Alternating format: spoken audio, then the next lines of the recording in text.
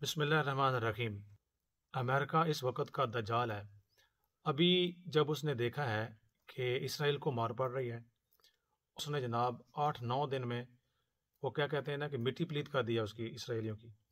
اور وہاں پر جو جب سائرن بجتے ہیں تو وہ جو ان کا حیفا سٹی ہے، اور اس وقت جو پوری دنیا کی جو اکانومی ہے نا وہ اسرائیلی لابی کنٹرول کرتی ہے۔ امریکہ کو وہ آگے استعمال کرتے ہیں اور پیچھے سارا پلان ان کا ہوتا ہے۔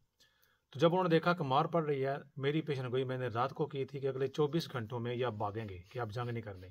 اور ادھر سے جب ایرانی پارلیمنٹ نے پاس کیا وہ بل، ہارموز جو سمندری راستہ ہارموز جسے بولتے ہیں، وہ جو تقریباً 30 کلومیٹرز 33 کلومیٹرز کا درمیان، جہاں سے سارے بحری جہاز اور دنیا کی بٹوین 20 to 30% تجارت وہاں سے ہوتی ہے، تیل کی دوسری چیزوں کی، انہوں نے جب فیصلہ کیا اس کو بند کریں گے۔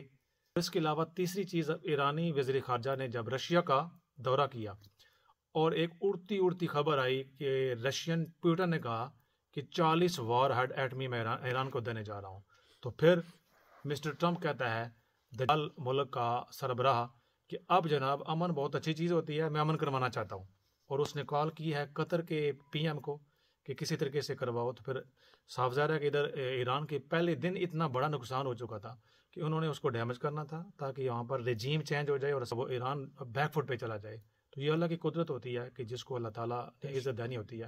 اور اس وقت میری نظر میں مولوی حضرات جو ایرانی لوگوں پر اور شیعہ حضرات پر جو فتویٰ لگاتے تھے نا، ان کے فتوے بھی گئے ہیں۔ اس وقت امت مسلمہ میں ایران اس وقت، مجھے کل کا نہیں پتا، شیر بن کر ابھرا ہے، کہ صحیح شیر بن کر ابھرا ہے، وہ کھڑا ہوا ہے۔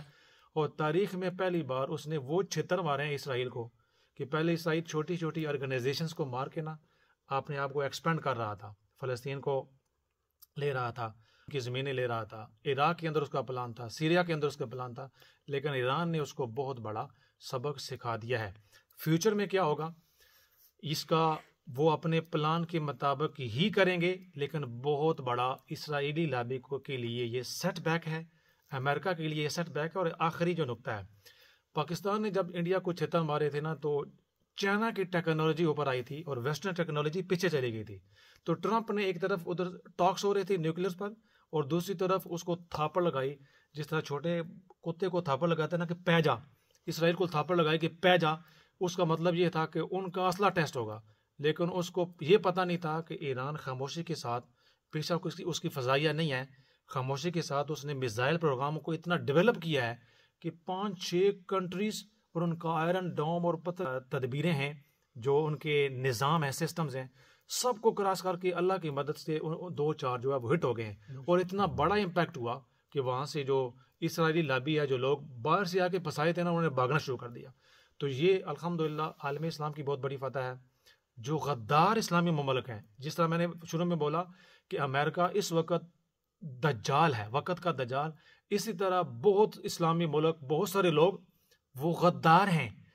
ادھر جنگ ہو رہی ہے اور وہ ہسٹری کا بہت بڑا بم، ایکسپینسو ترین بم اسلامی ملک پر وہ گرا رہا ہے، اور دوسری طرف ایک ملک اس کو امن کا نوبل پرائز دے رہا ہے، وہ غدار ہیں لوگ۔